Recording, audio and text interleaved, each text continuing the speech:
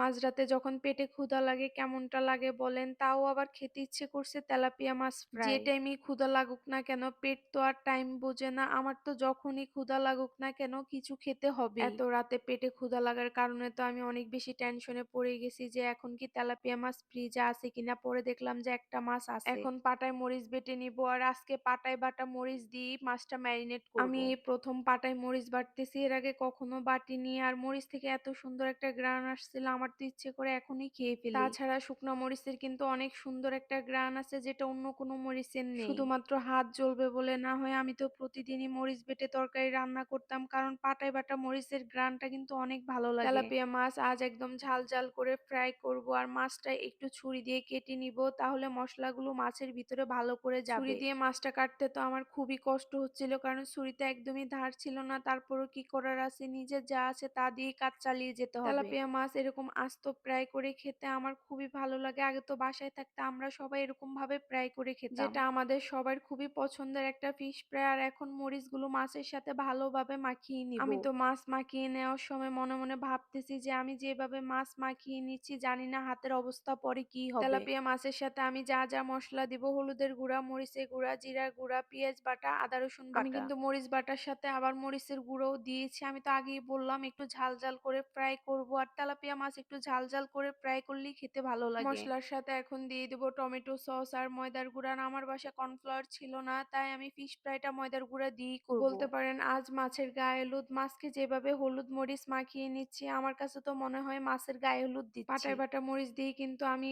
প্রথমেই fish fry করব। এর আগে কখনো পাটায় বাটা মরিচ দিয়ে ফিশ ফ্রাই করিনি, করেছি গুঁড়া মরিচ দিয়ে। এই তো মাছটা ম্যারিনেট করা শেষ। এখন মাছটা ফ্রিজে রেখে এই ফাঁকে আমি একটু নুডলস রান্না করে নিব। আপনাদের ভাই আবার বলে যে যেহেতু ফিশ ফ্রাই করবা তাহলে একটু নুডলস রান্না করে নাও। আমি আর রাতে কিছুই খাবো না, এগুলো খেয়েই থাকবো। এই তো নুডলস রান্না শেষ করে এখন মাছটা ফ্রিজ থেকে নামিয়ে নিয়েছি আর একটু তাড়াতাড়ি ভেজে নিব কারণ অনেক বেশি রাত হয়ে গিয়েছে। এভাবে ফিশ ফ্রাই করে কিন্তু নান, রুটি কিংবা পরোটার সাথে খেতে খুবই ভালো লাগে। বাট এগুলো করার মতো আমার হাতে একদমই সময় ছিল না তাই শর্টকাট যেভাবে ফ্রাই করে খাওয়া যায় আমি সেভাবেই ফ্রাই করে নিব। মাছটা ফ্রাই করতে করতে কিন্তু আমার পেটে আরো অনেক বেশি ক্ষুধা লেগে গিয়েছে। তারপরও কি করার আছে, আমার কাছে তো মনে হয় যে কোনো কাজ একটু তাড়াহুড়া করতে গেলে সেই কাজটা আরো অনেক বেশি দেরিতে হয়। মাছটা কিন্তু ভালোই বড় ছিল, কেন জানি ভিডিওতে ছোট দেখা যাচ্ছে। আমার তো কড়াই থেকে উঠাতে অনেক বেশি কষ্ট হয়েছে। এই তো তেলাপিয়া মাছটা ফ্রাই করা শেষ। এখন আমরা গরম গরম খেয়ে নিব। আর এইসব খাবার একটু গরম গরম খেলেই ভালো লাগে। নুডলস কিন্তু আমি তেমন কিছু দিয়ে রান্না করিনি, শুধুমাত্র একটা ডিম দিয়ে রান্না করেছি। বাসায় যা ছিল তা দিয়ে রান্না করার চেষ্টা করেছি। তারপরেও নুডলসটা কিন্তু খেতে অনেক বেশি মজার হয়েছে। আসলে কথায় আছে না, পেটে যখন ক্ষুধা থাকে তখন সবকিছুই খেতে অনেক ভালো লাগে। আর ফিশ ফ্রাইয়ের কথা কি বলবো, সেটা তো খেতে আরো অনেক বেশি মজার হয়েছে। আজ এই পর্যন্তই। আমার ভিডিওটি যদি আপনাদের ভালো লেগে থাকে অবশ্যই লাইক, কমেন্ট, শেয়ার করতে ভুলবেন না। দেখা হবে পরবর্তী কোনো ভিডিওতে।